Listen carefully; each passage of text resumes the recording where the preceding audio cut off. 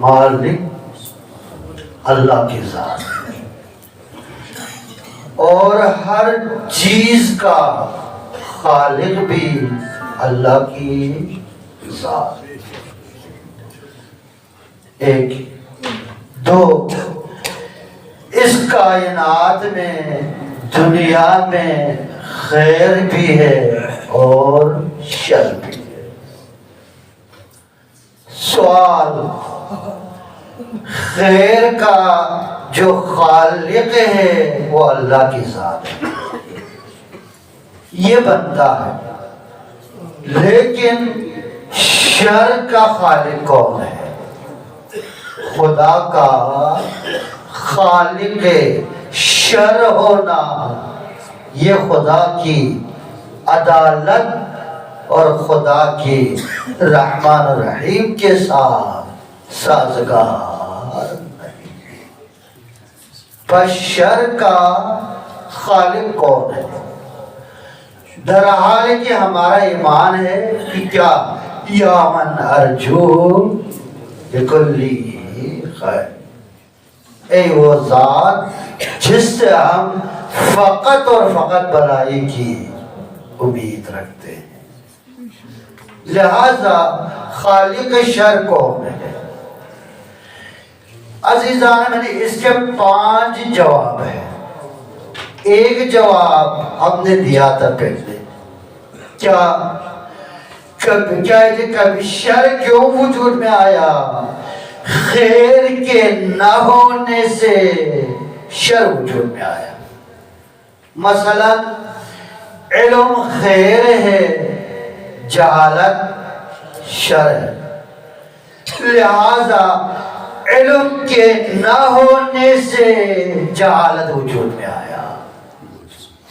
ایک دو، سخاوت خیر ہے، کنجوسی شر، سخاوت نہ ہونے سے کنجوسی وجود میں آیا۔ ایک یہ جواب، پس خیر کے نہ ہونے سے شر وجود میں آیا، صحت کے سلامتی کے نہ ہونے سے بیماری وجود میں آیا۔ آپ نے سلامتی کا صحت کا خیال نہیں رکھا، بیماری وجود میں آیا۔ ایک بات۔ دو، خیر اور شر امر نسبی ہے، اللہ نے پیدا نہیں کیا ہے شر کو۔ مثلا مثال دیا تھا کہ سانپ کا زہریلا ہونا، بچھو کا زہریلا ہونا، یہ خود بچھو کے لیے سانپ کے لیے خیر ہی خیر، لیکن آپ اور میرے لیے کیا بن گیا؟ شر بن گیا۔ مثلا ایک اور مثال، چھری، یہی چھری ڈاکٹر کو دے، وہ آپ کے پیٹ کو کیا ہے جی پھاڑ لیتے ہیں، آپریشن کرتے ہیں، آپ اس کے بدلے میں اس کو کیا ہے جی پیسے دیتے ہیں۔ اس کے مقابل میں اگر یہی چھری اگر کسی چور اور ڈاکو کے ہاتھ آ جائے، ٹھیک ہے جی، اب وہ بھی آپ کے ماشاءاللہ پیٹ بنا رہا ہے، ٹھیک ہے جی، لیکن کیا ہے جی یہ شر ہے۔ لہذا قصور چھری کا نہیں، قصور آپ کی کیا ہے جی استعمال کا ہے۔ اسی طرح ہم نے کہا تھا لالچ ہونا، پروردگار نے انسان کو لالچی پیدا کیا ہے۔ لالچ انسان کے اندر ہے، فطرت انسانی ہے،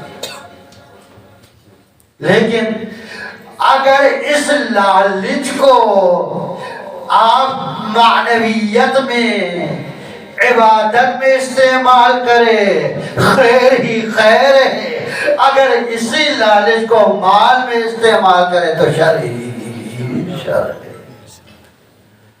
ہم نے مال میں استعمال کیا ہے، عبادت میں استعمال نہیں کیا ہے۔ لہذا خیر اور شر امر نسبی ہے. تو یہ تو ہم نے بتایا تھا. جواب سوم عزیزان ہمارا خیر کا لازمہ شر ہے. جب تک شر نہ ہو خیر وجود میں نہیں آتا. مثال کرنٹ، بجلی کی کرنٹ شر ہے، جس کو بھی لگے مار دیتے ہیں. لیکن جب تک کرنٹ نہ ہو آپ کو بجلی ملے گا ہی نہیں. کرنٹ ہوتی ہے نور ملے گا. اسی طرح آگ کیا ہے؟ خوف. آگ شر ہے یا خیر ہے؟ خیر ہے، لیکن اس کا لازمہ شر بھی ہے. اگر آگ نہ ہو تو اس دنیا میں کھانے پکتے ہی نہیں. کھانے پکتے ہی آگ سے، مگر اس کے ذمن میں کبھی کیا ہے جی گھر کو بھی جلا دیتے. لہذا خیر کا لازمہ کیا ہے جی؟ شر ہے. جب تک شر نہ ہو خیر وجود میں نہیں آتا. کرنٹ نہ ہو تو بجلی وجود میں نہیں آتا. کرنٹ بجلی کا لازمہ ہے. کتنا یہ نور ہمارے لیے کیا ہے؟ خیر ہی خیر ہے. آپ کی زندگی کا سسٹم ہی اسی بجلی پہ کیا ہے جی چل رہا ہے، مگر اس کے اندر کیا ہے؟ شر بھی. لہذا خیر کا لازمہ شر ہے.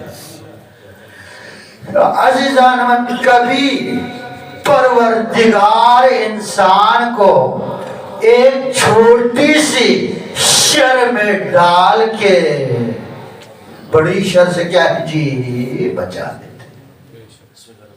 مثلا آپ آپریشن کریں گے تو کینسر سے نجات مل جائے گی. اسی طرح ایک مثال ہے، یہ ایران کے کسی بزرگ عالم دین، ماشاءاللہ ان کی کافی کتابیں ہیں. سید محمد تقی مقدم، آپ کے کفایت الناطقین سورہ یوسف کی تفسیر میں وہاں پہ یہ واقعہ موجود ہے. میں نے کسی عالم سے سنا نہیں، مگر ان کی کتابوں میں نے دیکھا. کیا ہے وہ؟ حضرت موسیٰ کے دور میں کسی بندے خدا نے حضرت موسیٰ سے کہا کہ مجھے آپ دعا کریں اللہ مجھے حیوانات کے زبان سے آشنا ہو. حیوانات کے زبان کو سمجھیں. حضرت موسیٰ نے فرمایا بندے خود یہ تمہارے بھلائی میں نہیں، نہ سمجھے تو زیادہ بہتر ہے. کہانی دعا کریں. چلو دعا کی. اس کو کیا ہے جی منطق الطیر، حیوانوں کی زبان سے آشنائی اللہ نے دی. پتہ چل گیا حیوانات آپس میں ایک دوسرے کے ساتھ کیا کرتے. ایک دفعہ یہ گھر سے اندر آ رہا تھا، گھر کے اندر داخل ہونے لگا. دیکھا بلی بھی باہر ہے، کتا بھی باہر ہے. کتا بلی سے کہہ رہے کہ بندے خدا میری پونچھ فقط دروازے تک ہے، مجھے دروازے سے اندر آنے نہیں دیتا. بلی سے کہا تمہاری پونچھ کدھر تک ہے، لہذا ہمارا بھی تھوڑا خیال رکھیے، ایسا نہ کہ خود فائدے لے. اس نے کہا ٹینشن نہیں لینا، آج اس گھر کے کیا ہے جی جو گائے ہیں ماشاءاللہ وہ مر جائیں گے، مردار ہو جائیں گے، تو انہوں نے تو کھانا ہی نہیں ہے، سارا ہمیں مل جائیں گے. اس کو پتہ چل گیا، جلدی جا کے گائے بھیج دیا. دوسرے دن وہی شکایت، دیکھو تم نے کہا گائے سے ماشاءاللہ ہمارے پیٹ بھر جائے گے، اس نے تو قبضہ جا کے بھیج دیا. کہا ٹینشن نہیں لینا، آج گھوڑا مر جائے گی. اس نے جلدی جا کے گھوڑے کو بھی بھیج دیا. تیسرے دن دوبارہ اس نے دیکھا تو گفتگو چل رہی ہے کہ کیا ہے آج یہ خود مر جائیں گے. ہاں یہ حیوانات کا شعور اور احساسات انسان سے کافی آگے ہے.